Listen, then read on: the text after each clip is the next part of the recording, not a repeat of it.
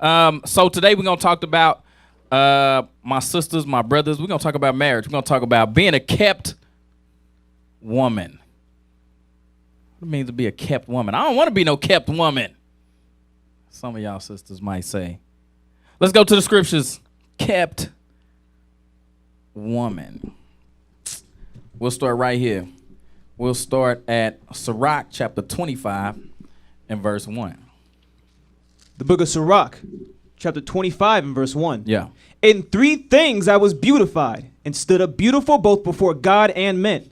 The unity of brethren, the love of neighbors, a man and a wife that agree together. A man and a wife that agree together. That is beautiful to the Lord. These things are beautiful. A husband and a wife that agree. Some of us come into the world and coming in from the world with the thought that marriage is supposed to be 50-50. It's supposed to be, what's the word? We're supposed to be equal, even. Everything is supposed to be, it's impossible for us to get anywhere if no one is a specific leader, right? Somebody has to be the lead. I know the last couple of classes I kind of been just, what did we talk about last week? The exorcism and the white mob and all this stuff. We're going to get back to marriage today. Because I hear enough brothers and sisters and issues that y'all got going on. Y'all need the help. Y'all need the medicine. And I say this not coming from a place where I don't experience those things in myself, right? Marriage is difficult, So you got to find ways to, prepare yourself for the struggles that marriage is going to bring on a regular basis, I listened to a class called When the Marriage Grows Cold. I listen to that class pretty regularly.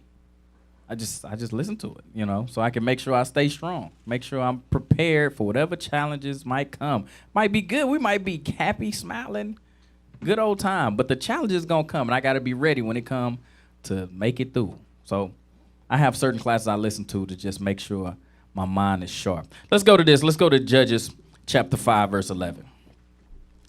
Judges chapter 5 and verse 11. The book of Judges, chapter 5 and verse 11. Mm-hmm. They that are delivered from the noise of archers in the places of drawing water, there shall they rehearse the righteous acts of the Lord, even the righteous acts toward the inhabitants of his villages in Israel. Let's read that again. Let's get a mic for the brothers. Do we got a mic for the brothers? Of course not. Adonijah got the mic? Okay. Judges 5 and 11. Read that one more time. They that are delivered from the noise of archers in the places of drawing water, there shall they rehearse the righteous acts of the Lord, even the righteous acts towards the inhabitants of his villages in Israel. So how does that scripture relate to marriage? Any brothers over here? Ira, Yakab? Y'all got anything? How does this scripture relate to marriage? Septimius, Yakab, what y'all got?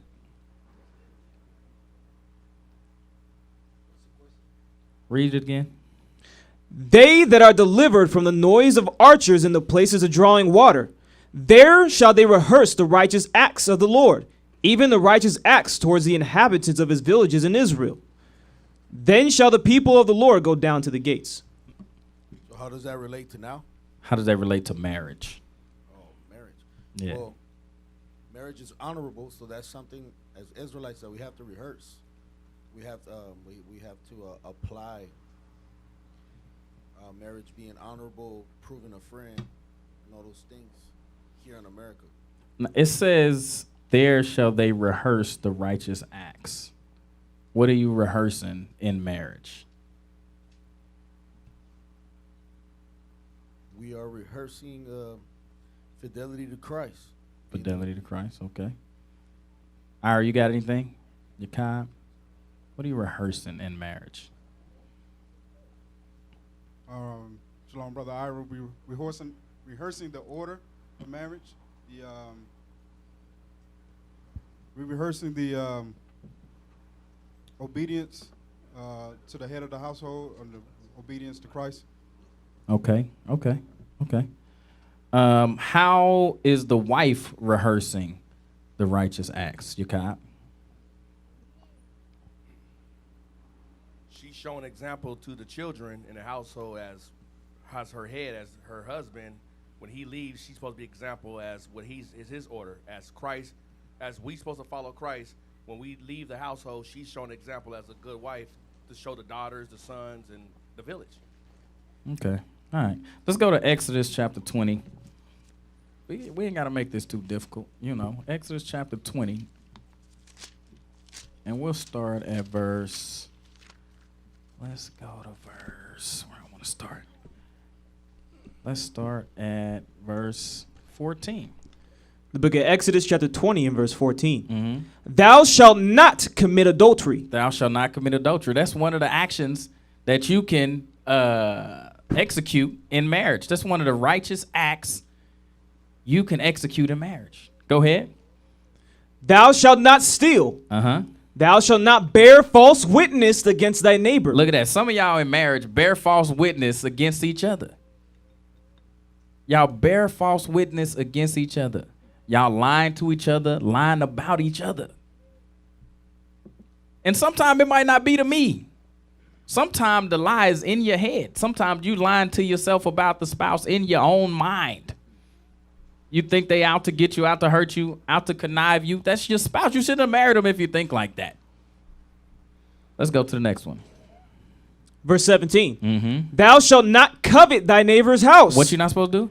Covet thy neighbor's house. So this is, again, these are righteous acts you can execute in your marriage. You shouldn't covet your neighbor's house. Some of y'all brothers and sisters covet your brothers or your sisters' houses.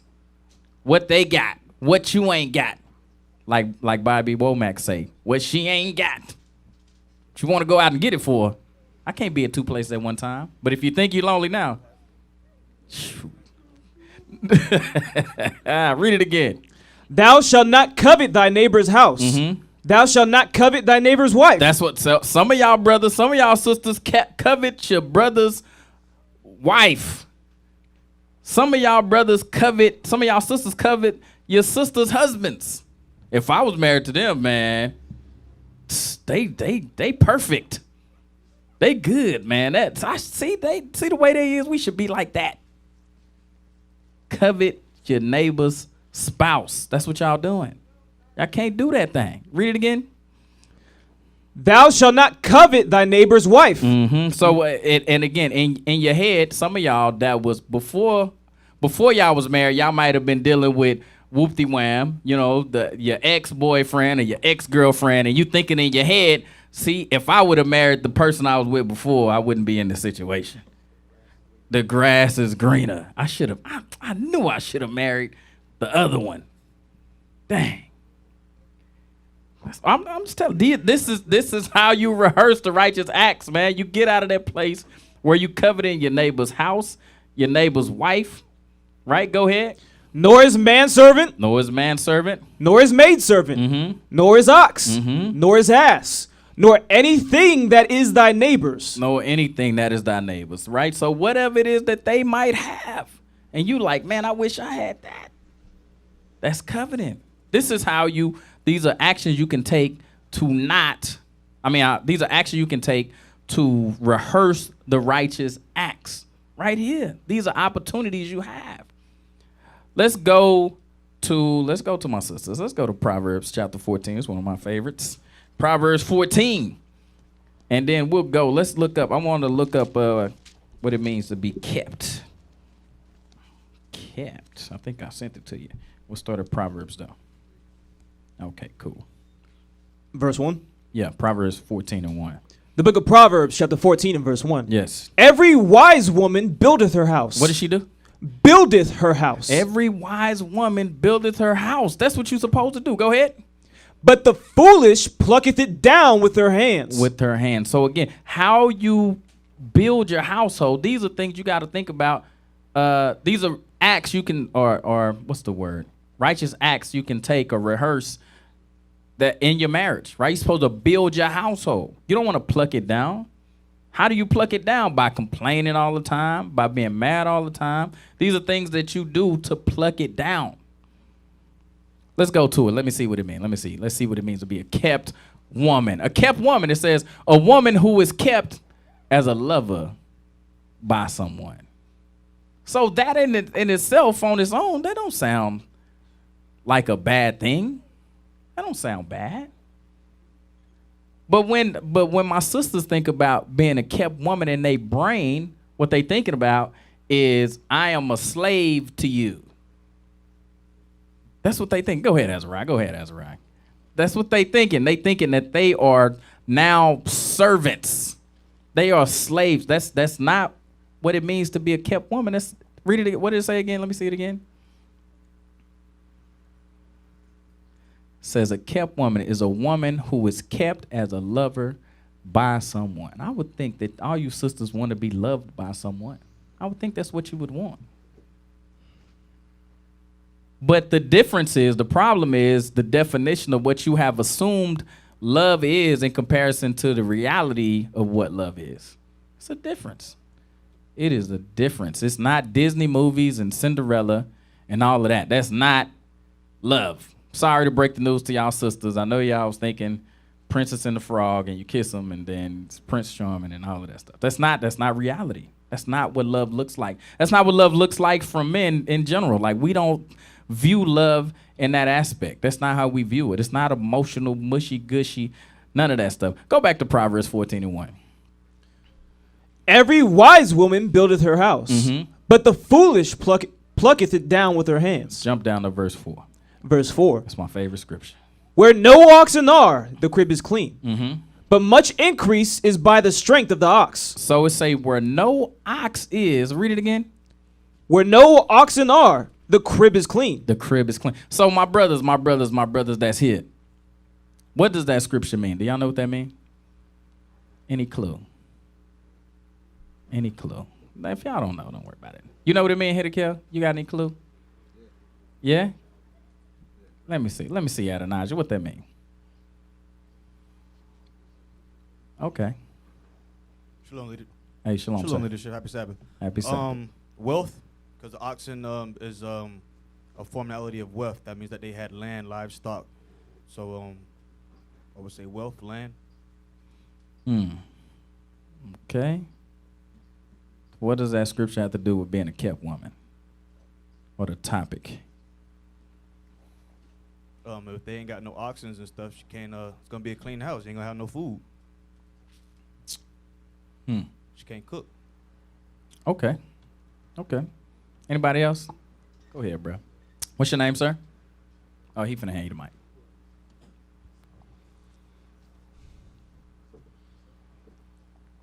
Brother Karis. Brother who? Karis. Karis? Karis, yes. Karis. Karis. Okay. Nice to meet you, bro. Pleasure. Shalom. Shalom, sir. I'm gonna give a stab at it. An oxen like a mean bull. Mm-hmm. So you got a mean bull in your house, it's gonna tear it up. Mm. So if you don't have an ox in there that's a mean woman or whatever, it's gonna be clean. It's gonna be right. It's gonna be kept up. Okay. You kind of in the ballpark. All praises. All right, let's read it again. Sisters, really pay attention to this. Being kept women. Go ahead. Where no oxen are, the crib is clean. So when you wasn't married, right, your house was probably clean. It wasn't underwear on the floor. It wasn't socks strewn about. It wasn't a bunch of laundry to do, a bunch of dishes to wash. Look at Adara's face. Look at her. She like, yeah, my apartment was clean. It was good to go. Read it again. Where no oxen are, the crib is clean. Uh-huh. But much increase is by But much increase. When you do get that ox, go ahead. is by the strength of the ox. But much increase, you get more when you get the ox, right? You get more things are gonna come to you, right? Much increase is gonna come. But the crib isn't gonna be as clean as it was before. Now the crib is gonna be dirty, right? That husband, he done went out and worked all day. He come home, his socks might be over here, his underwear over there. You know what I'm saying? Like, these things happen. But you get increase with the ox. You get what things should you get? Let's see what the increase looks like. Let's go to Exodus chapter 21. I think it's verse 10. Let me double check it.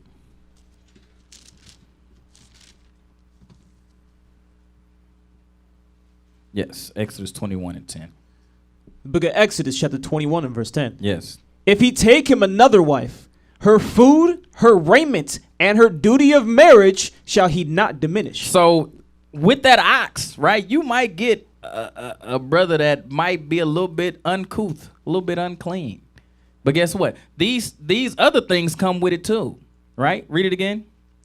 If he take him another wife, her food. So you got food now. Now you got food in the house. You know what I'm saying? It might have been a little bit of a struggle when you was just by yourself, taking care of yourself.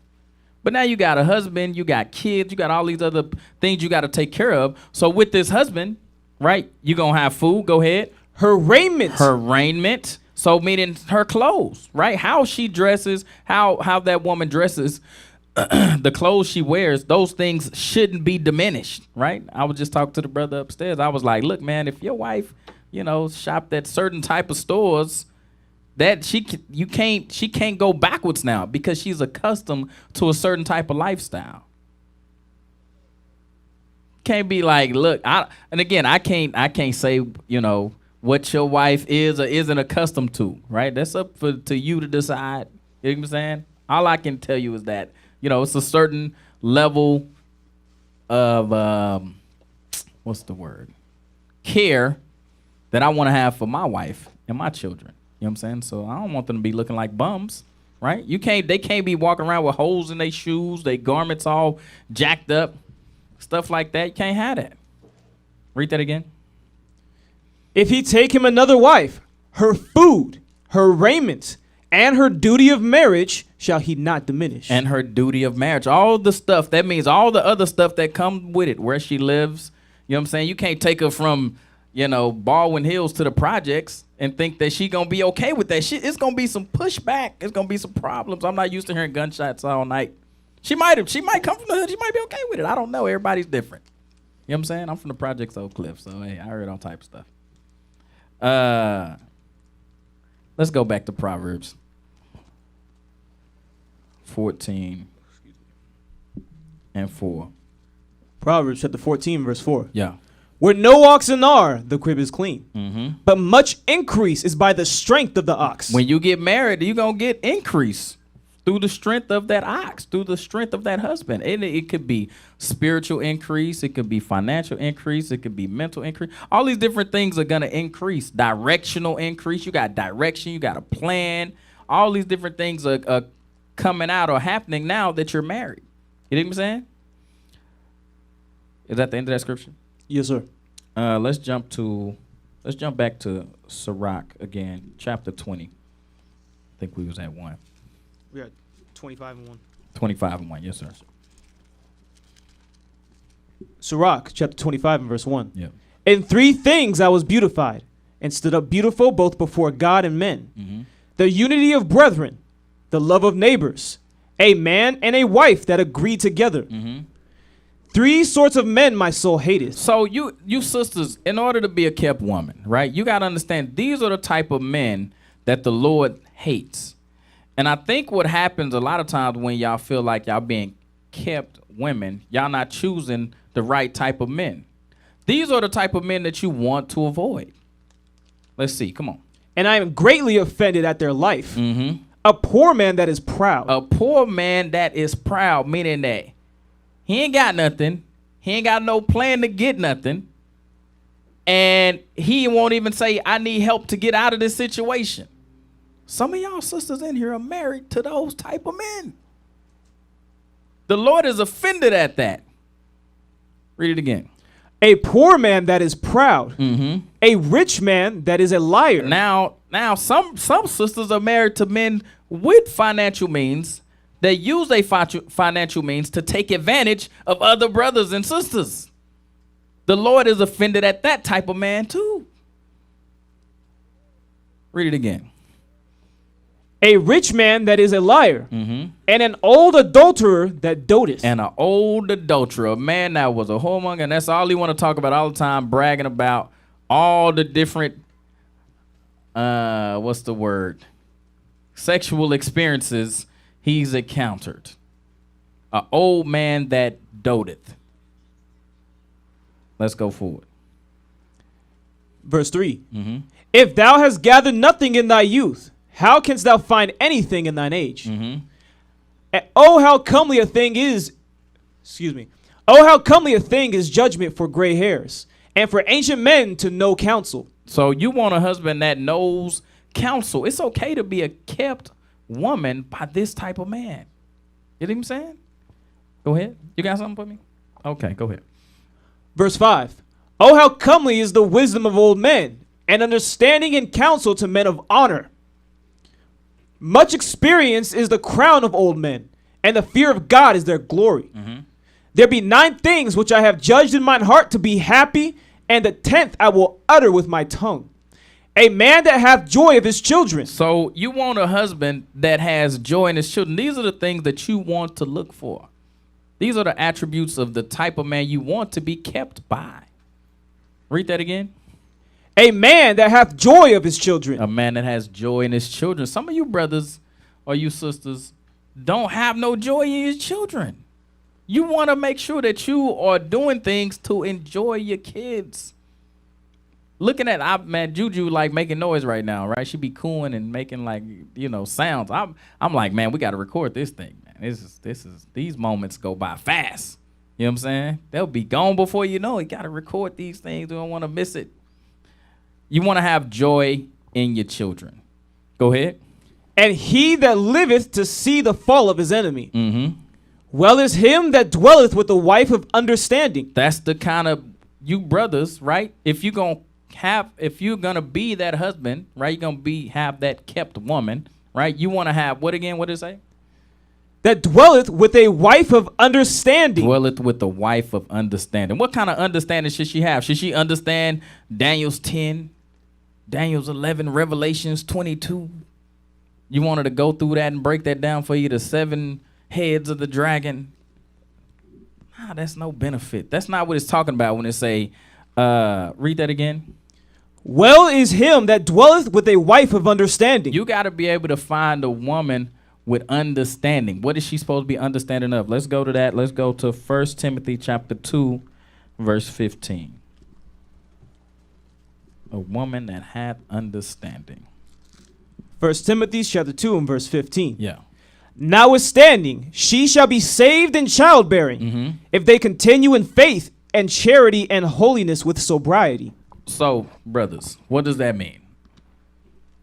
What does that mean? How does that relate to a woman of understanding? A wife of understanding.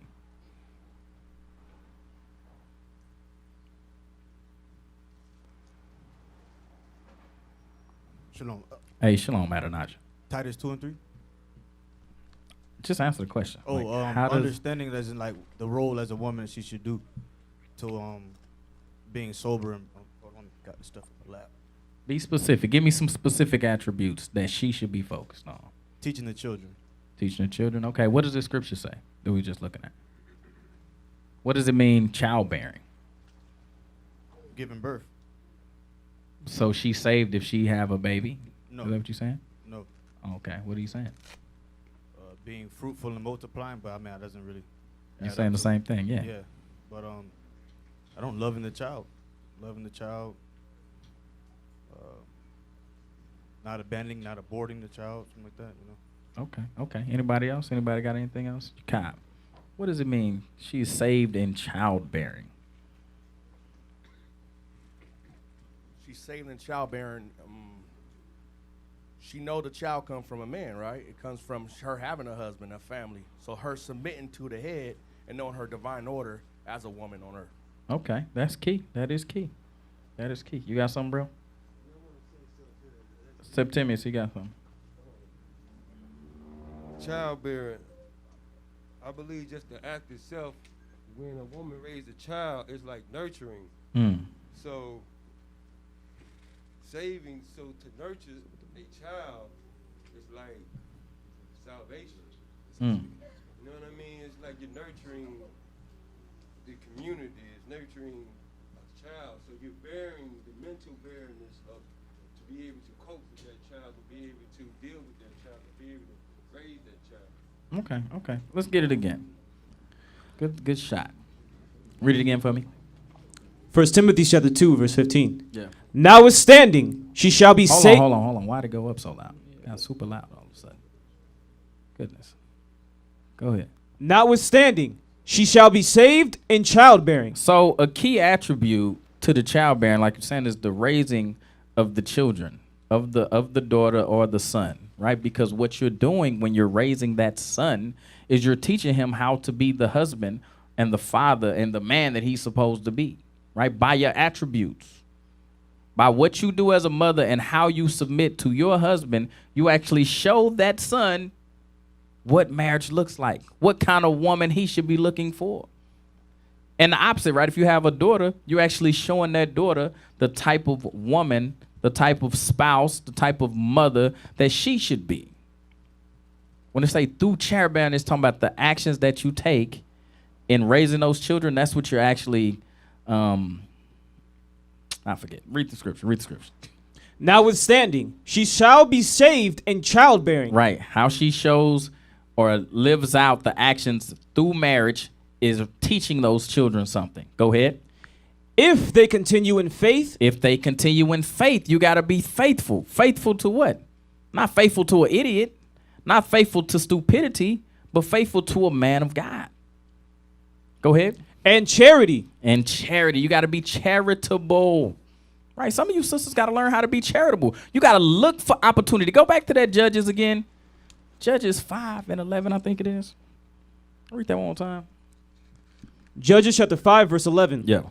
They that are delivered from the noise of archers and the places of drawing water, there shall they rehearse the righteous acts of the Lord. The righteous acts of the Lord that you're supposed to be rehearsing is charity. How do you rehearse that charity? You have to find ways to rehearse the charity. You sisters really got to think about that. I was on the thing the other day. I know Susie was on there. Captain Barnabas was talking about ways that sisters can be charitable to their husbands. He said, sister, this is what you do. He said, how many washcloths does your husband use? She said, like 2 or 3. He's like, that's how many you use throughout the week? I said, yeah. He said, okay, this is what you do, sis. He said, you go get a basket, right? You put in there, you put about, how many washcloths you want, whether it be 1, 2, 3, 4, 5, right? You put his underwear in there, right? His socks, whatever he need for when he go take his shower, it's already there for him. Because what we do a lot of times as husbands, I know I do. I go in there and go take a shower, and I be like, oh, shoot, my underwear in the room. I got to go grab them. Go grab my socks. Got to run in here, grab this. You know what I'm saying? Like, oh, man, I'm getting water all over the floor.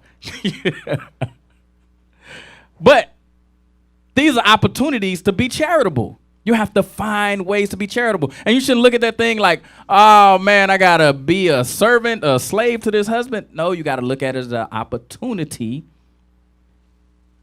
to rehearse the righteous acts. That's what you got to look at it like.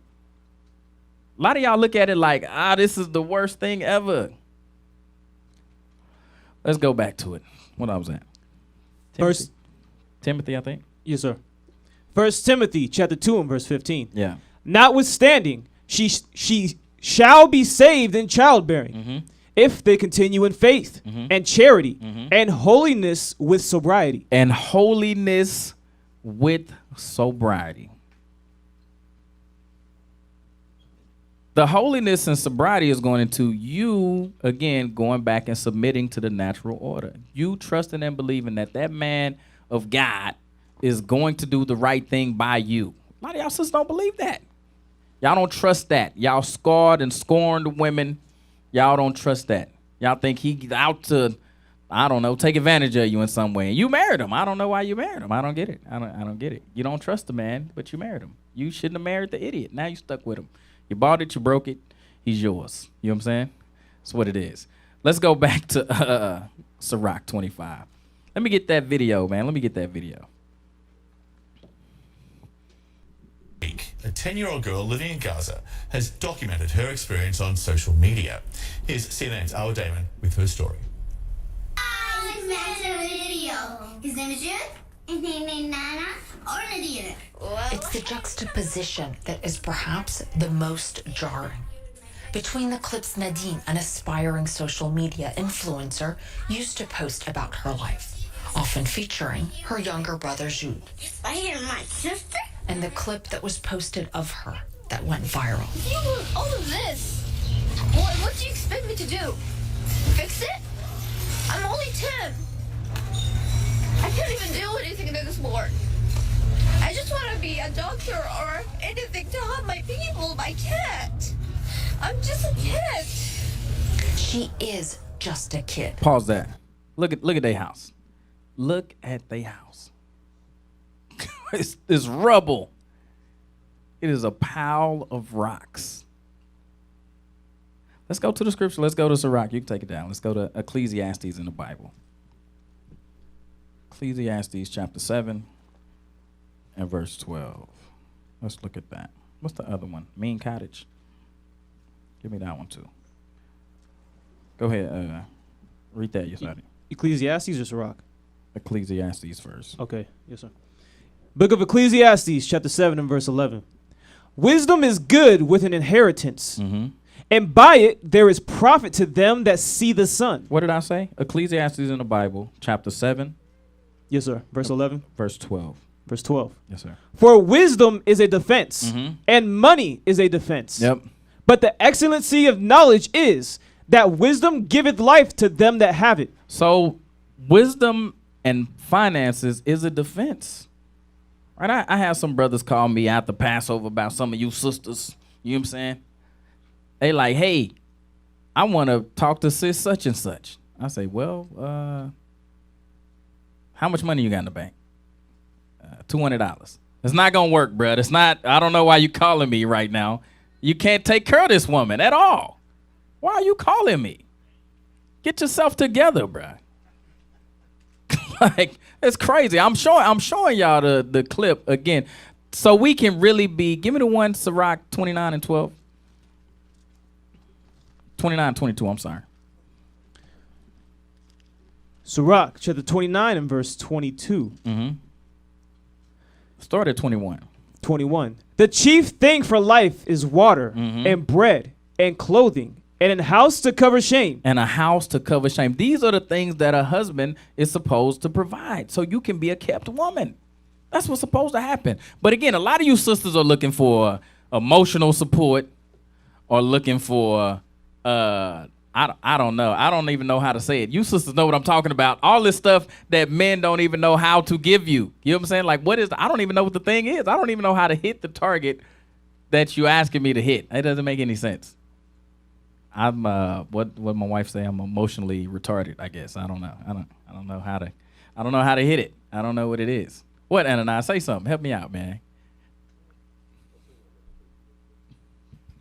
I was telling Cap and Azariah the other day about certain things that certain women are looking for. I was with a buddy of mine back in the day, and we ran into two lesbians, right?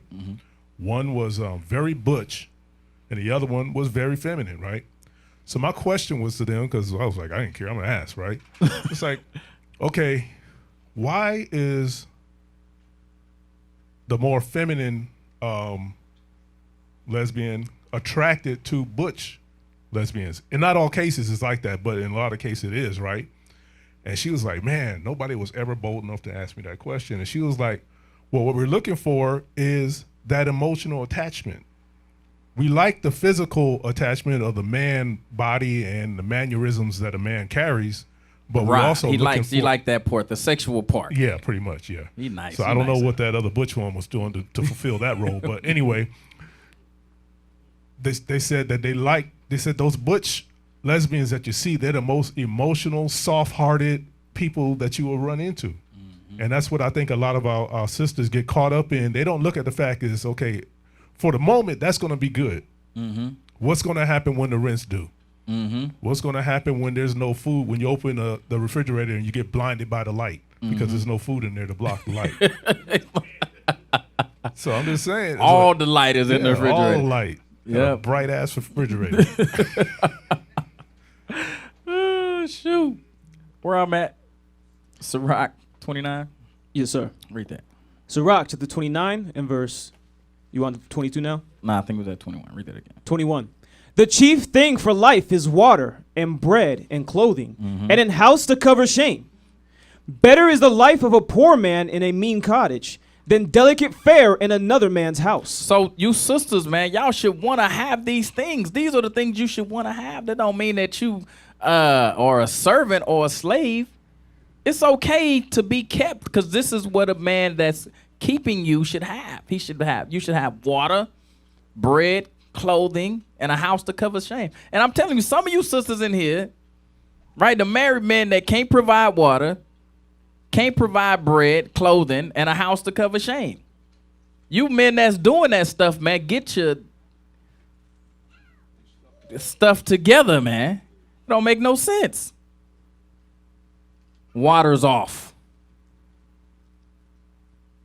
I say, man, and the crazy part is, I think I was telling y'all this, the crazy part is that when you're actually providing those things, right, they taken for granted. That was the whole point of me showing the rubble, right? We take those things for granted from certain husbands that might provide those things. You take it for granted. You never say, thank you, honey, for keeping the lights on. But if them lights was off, oh, you would have a problem. You never say, thank you, honey, for having the water on, for the mortgage being paid. You know what I'm saying? For gas in my car, whatever it might be. And how you demonstrate that thank you, again, is charity. It's the charity. You go back to the charity. Let me make sure I'm doing the charitable things I'm supposed to do as a wife to make sure my husband knows I do appreciate these other things. You know what I'm saying? Because we forget. We just take them for granted. Like I said, you just take them for granted. And it's not always easy. You know what I'm saying? I just make it look easy. You know what I'm saying?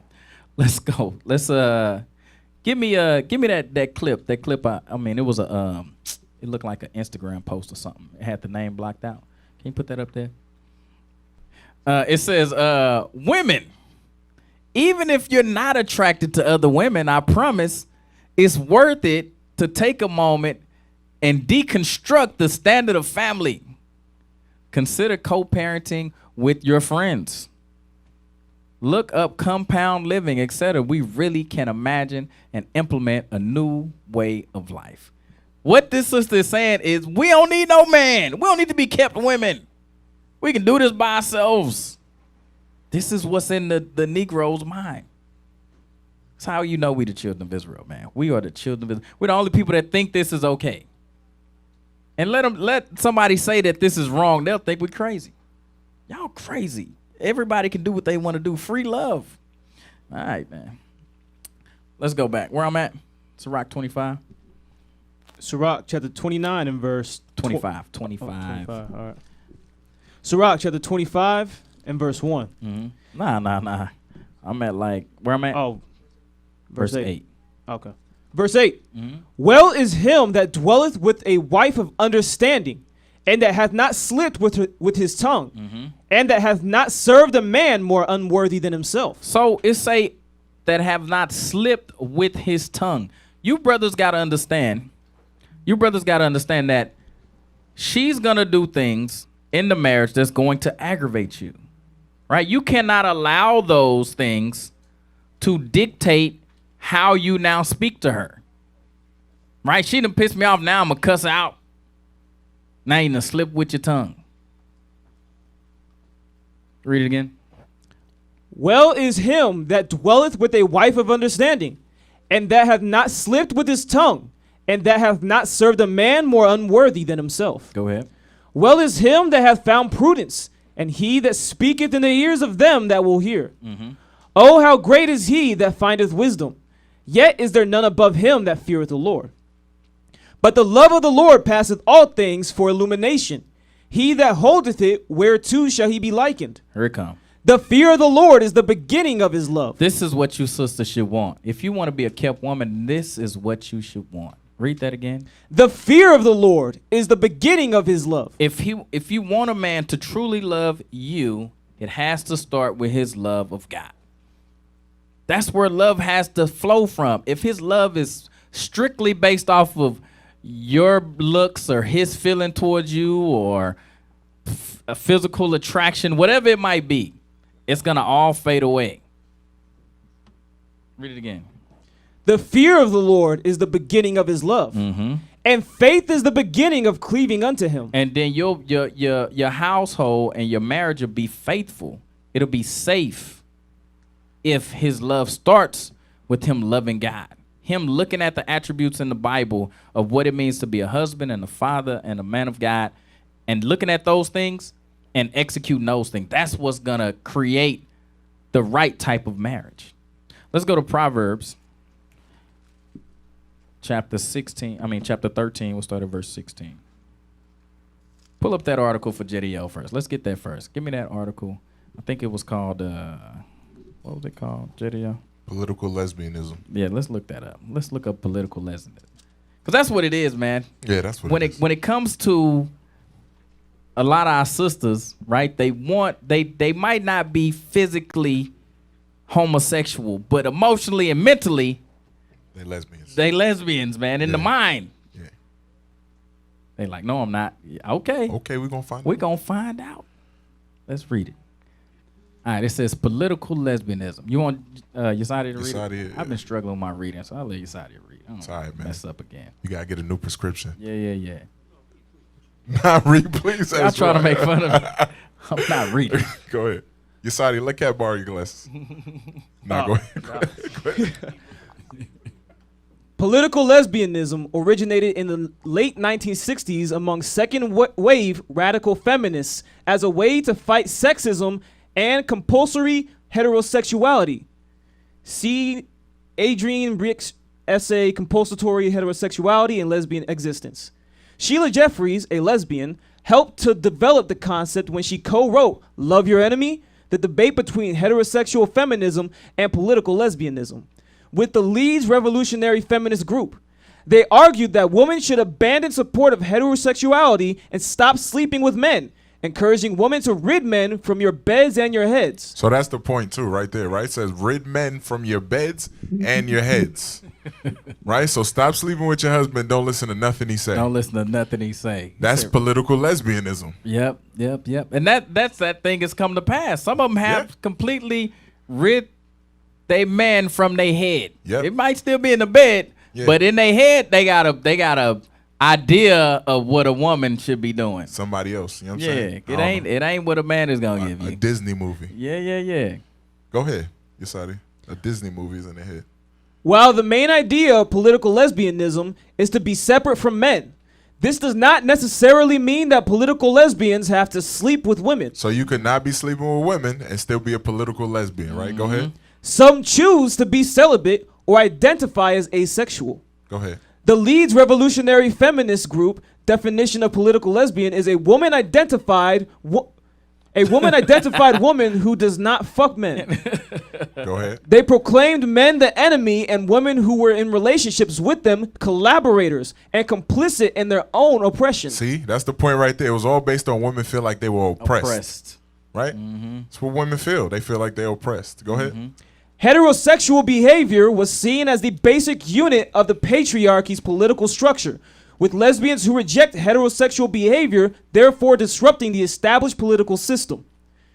Lesbian women who have identified themselves as political lesbians include Ty Grace Atkins, Julie Bindel, Charlotte Bunch, Yvonne Rainer, and Sheila Jeffries. And that's only specific towards our black women and our Hispanic women. It's towards them, right? They're not dealing with that in Edom world, in Moab world. Like, they not doing that. They all about marriage. You know what I'm saying? They tell y'all leave your husband and then go home to theirs. It was a crazy point, man.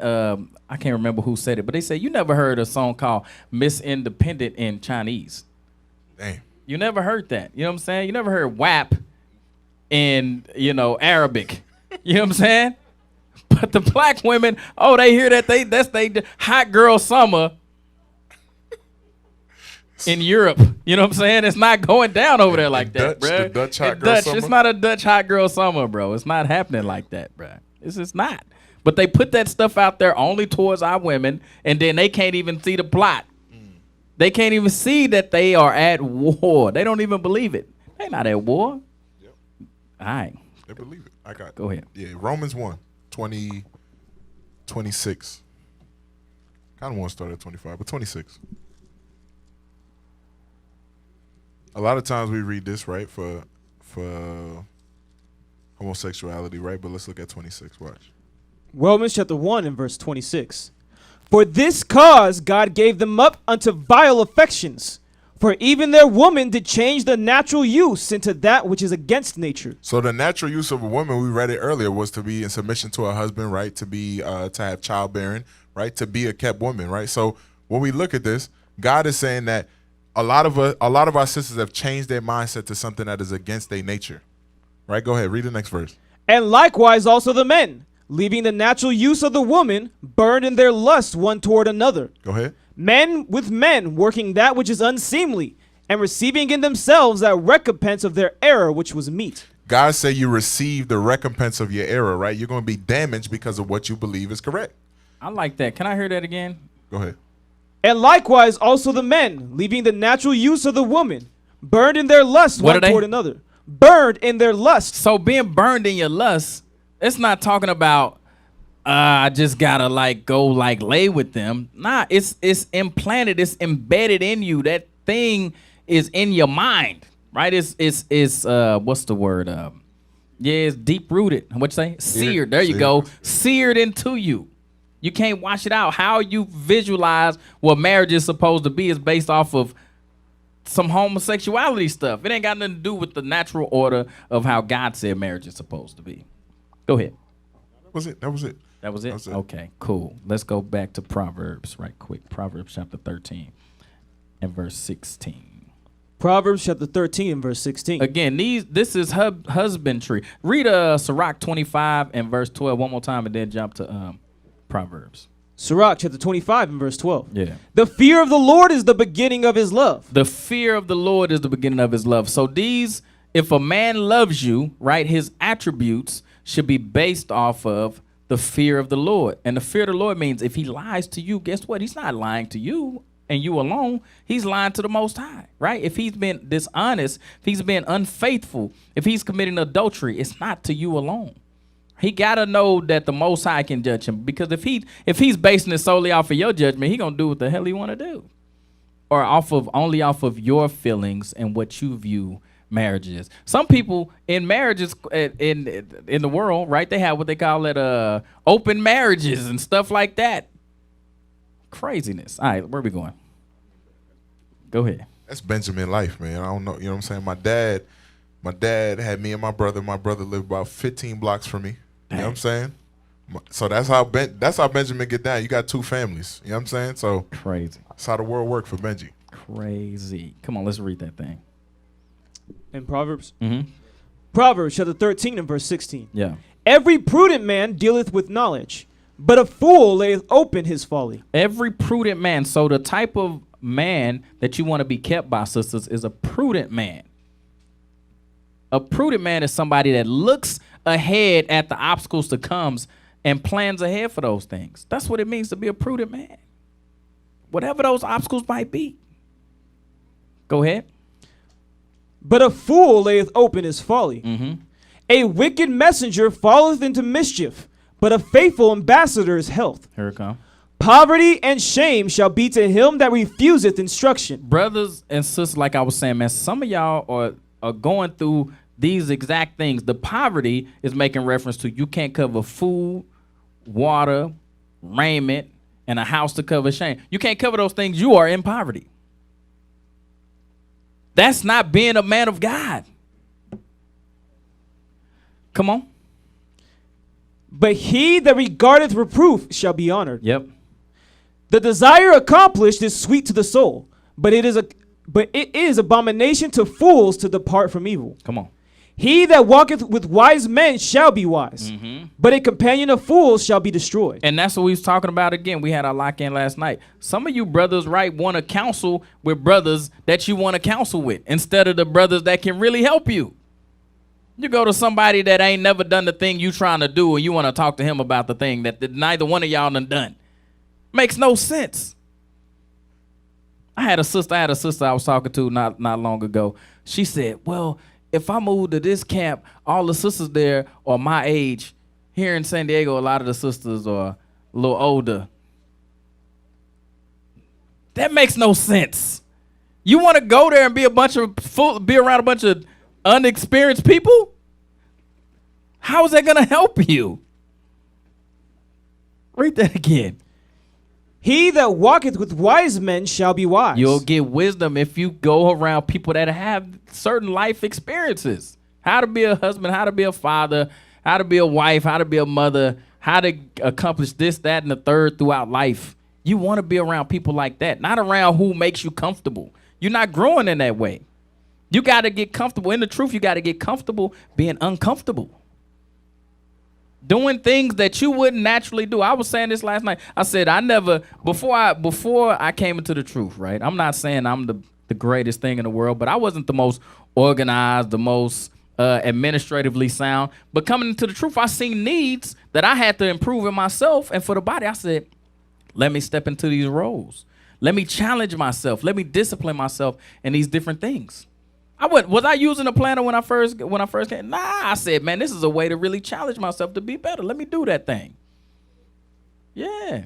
But you got to always look for ways to be wise. I got this from other brothers and wise men that's around me in the body, and things that I just see in the Bible. I'm like, I can execute that. You know what I'm saying? Read on. But a companion of fools shall be destroyed. Mm-hmm. Evil pursueth sinners, but to the righteous good shall be repaid. Evil pursueth sinners. You ever wonder why things keep going wrong? Why issues keep happening in your life? Why evil seems to be around you and problems keep happening? Because you're in sin. You don't think it's sin. I'm wearing my fringes. I'm showing up for the Sabbath. But evil is pursuing you. You got to figure out where it's at. Where am I lacking discipline in my life where this stuff keep happening? Where my water bill can't be paid? Why is this happening to me? Why I keep getting fired? Why I keep having problems with whatever it might be? Evil is pursuing you. Go ahead. Verse 22. A good man leaveth an inheritance to his children's children. That's going back to prudence. He's not only looking ahead for himself, he's not only looking ahead for his children, he's looking ahead for his grandchildren. That's what prudence is. Go ahead. And the wealth of the sinner is laid up for the just. Yep. Much food is in the tillage of the poor, but there is that is destroyed for want of judgment. So it's what he's saying is, when he's saying much food is in the tillage of the poor, meaning it's stuff available. They just don't know how to get to it. They have no clue because they want to counsel with those that don't know nothing also. Go ahead. He that spareth his rod hateth his son, but he that loveth him chasteneth him betimes. So if you love your children, guess what? You're going to have discipline in their life. But how you going to create discipline in your children's life if you ain't got no discipline in your own life? You ain't gonna know how to give them no guidance or discipline. Go ahead. Now, Captain Joshua always say that when I first was having Isaiah, I asked him about it. I said, what should I do with having a son? He said, a lot of brothers like to pull that Ciroc 30 and say they have an Avenger, but he said, you don't have no Avenger until you create one. Yep. Right? So it's just like a lot of brothers do not know how to create an Avenger because they not one. So you're going to have yourself times 2. Yep. Like, dang, I got a little niggard on my hands. Go ahead. Yeah, he got all the same problems I got. Dang. I wonder how this happens. Go ahead. Verse 25. The righteous eateth to the satisfying of his soul, but the belly of the wicked shall want. The belly of the wicked shall want. You always gonna be looking at somebody else saying, I ain't got it, I can't figure out how to get to it. Again, and it's attributes in here of what you want sisters to be kept by, and it's also attributes in here of what you don't want to be kept by. Let's go to John 14. I'm almost done. John 14, verse 1 through 3. What other stuff I have in there? Pull up them other definitions. I had a couple other definitions in there too. Let me see what I got. Oh, homemaker. Let's see. Homemaker is one who manages a household, especially as a spouse and parent. All right, some of you sisters might be homemakers. There's nothing wrong with being a kept woman and being a homemaker, but those are two totally different things. A kept woman, again, is going into a man is faithful and committed to loving you. That's a kept woman, right? A homemaker, That's somebody that's at home and they just handle all the business for a house. It's a lot of business to take care of in the house, man. It really is. It really is, bro. It's a lot to do. You know what I'm saying? Stuff breaks. You need to call the plumber, the mailman, packages getting dropped off. It's all type of stuff going on, man. It's happening. You know what I'm saying? To take care of a house. So we shouldn't take for granted the attributes of that spouse. You know what I'm saying? You sisters that are homemakers. Don't take those things for granted. What was the other one I had? Give me John 14:1. The book of John, chapter 14 and verse 1. Yeah. Let not your heart be troubled. Mm-hmm. Ye believe in God, believe also in me. Mm-hmm. In my Father's house are many mansions. If it were not so, I would have told you. I go to prepare a place for you. Yep. And if I go and prepare a place for you, I will come again and receive you unto myself, that where I am, there you may be also. So what the role of as a husband is to be Christ, right? What did Christ say? Start up one more time. Start at verse 1. Let not your heart be troubled. So the role of the man in the marriage is supposed to make sure his wife's heart isn't troubled. But the heart being troubled, again, sisters, like I said, y'all might have in y'all mind it's this emotional thing, and it's not, man. We don't operate like that. We just don't. You know what I'm saying? I know I don't, man. It's like, what am I doing? This is, I love you because the lights are on, and you never had to ask me why the lights are off. You know what I'm saying? That's how you know I love you. If I didn't love you, that wouldn't happen. Read on. Ye believe in God. You believe in God. You sisters say you believe in God. Go ahead. Believe also in me. You got to also believe in your husband because he's supposed to be Christ in the household. Believe also in him. Go ahead. In my Father's house are many mansions. Mm-hmm. If it were not so, I would have told you. Mm-hmm. I go to prepare a place for you. It's your job as a husband is to prepare, make sure she's taken care of.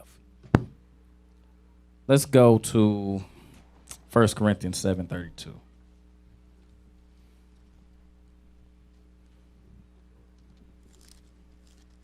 First Corinthians chapter 7 and verse 32. Yeah. But I would have you without carefulness. He that is unmarried careth for the things that belongeth to the Lord. So you brothers that don't have wives, right? You should be taking care of yourself and the body, right? Those are the things y'all should be worried about. Doing things to help make sure the body is good, right? Going out to camp, going to fly missions, doing those things. Go ahead. How he may please the Lord. Mm-hmm.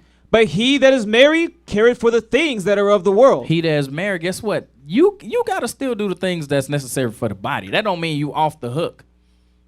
But you still got to make sure that you take care of that wife. You got to make sure she's a kept woman. Read it again. Verse 33. Mm-hmm. But he that is married careth for the things that are of the world, Mm-hmm. how he may please his wife. How he may please his wife. And again, it's not all about her. I'm not saying you got to make it all about her, but you do got to make sure you spend some time making sure she's taken care of. All right? That's what it means to be a kept woman, man. You're not taking advantage of her, right? Let's go to that. Let's go to Sirach chapter 25. And let's start at verse 21. The book of Sirach, chapter 25 and verse 21. Yeah. Stumble not at the beauty of a woman, and desire her not for pleasure. Because that thing fades. That thing fades away. The beauty is going to fade at some point. Go ahead. A woman, if she maintain her husband, is full of anger, Yep. impudence, and much reproach. And some of you brothers got women that are angry and full of much reproach. You got to ask yourself, is she maintaining me? Is she the one that got to make sure that the lights stay on? Because I'm frivolous with my money. I'm out gambling it away or whatever it might be. I don't know what you brothers be doing with your money. I have no clue why your lights ain't on, why you can't put your house in a place to live. I have no idea why you can't do that. But it's your job as a husband to not put in a position where she's crying, where she's confused, where she's being lied to about the financial issues, and now everything's just all bad. I'm over here, the wife over here, because she can't stay where I'm at. These things is happening in the body. Craziness. Read it again. A woman, if she maintain her husband, is full of anger. She gonna be full of anger, brothers. Y'all gotta make sure y'all prepared, y'all using prudence before y'all get married. Because she gonna be full of anger. I don't know why she's so mad. Brother, is the lights on? I ain't had the money this week to pay the light bill. Is the water on? Nah, we ain't gonna know. Do you have a place to live? No, but we sleeping on, soldier such and such couch. We over there right now. It's not okay. That is not okay. Read on. Impudence and much reproach. Mm-hmm. A wicked woman abateth the courage, maketh an heavy a countenance and a wounded heart. Mm-hmm. A woman that will not comfort her husband. Woman, you gotta comfort your husband. Sometimes it's gonna be challenges. Read that again. A woman that will not comfort her husband in distress maketh weak hands and feeble knees. So again, going back to that charity, sometimes it's gonna be challenges, sisters. You gotta make sure that you are encouraging, right, and comforting your husband and helping him get to the goal. Cause sometimes when y'all jump in y'all emotions, and then it's he already frustrated because he don't want it to be like this. So you gotta build him up. You can do this, honey. Let's come up with an idea. Let's come up with a plan. Let's come up with a game plan to get to this point or that point. You know what I'm saying? That's what you're supposed to be doing. You're supposed to encourage your husband. We used to scream black power while heroin was pushed. But at the end of the day, nothing's in vain. IUIC has been given a vision. The tents of Judah has risen. Many has attempted the mission, minor murmuring, omitting, and missing the mark. Just reading that he had the flame of fire in his eyes gave us the spark. We on Paul's mission. We out on the road, purple and gold, from Mexico, Cuba, Haiti, Ghana, Sierra Leone. 144,000 boots banging, concrete crackling. These are our men repented at heart. The scriptures is proof. IUIC, we deliver the truth.